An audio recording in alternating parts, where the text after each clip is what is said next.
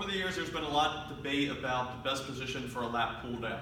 You know, whether you're doing the traditional, old school, behind the head lat pull down here, which many deem as highly hazardous for neck injuries and things like that, or even the more common debate or more simple debate is if you should have a shoulder width distance or a wide base grip. And then obviously there's always the debate of should you have a pronated, throwing the prunes away, or a supinated, holding the sup hand position there. So luckily there's been a few research studies to look at these different, muscle activations to see really what is different here, okay? So if you don't have a lat pull down bar, you can just mimic it by putting one of these heavy bands up and have it overhead. So once again, the common positions are pulling towards the chest here. Another one is pulling behind the head, and then obviously the distance or the grip position and width are also debated as well as pronated or supinated.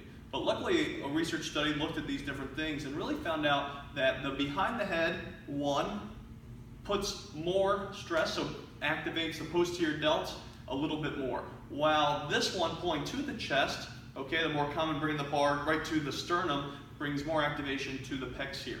They also determined that whether using a supinated or pronated grip position, the pronated grip highly activates the lats more. And in swimmers or those that need that big lat development, you want to make sure you are targeting those muscles properly. So the main take-home points are we want to make sure that you're using the pronated grip position. It really didn't differ, the narrow grip or the wide grip, on how much lat activation was achieved. But the main things are, you want the pronated grip, you can pick shoulder width or wider position. And then if you want more posterior delt activation, you can do the behind the head version. Or if you want more pec activation, you can be pulling to the chest.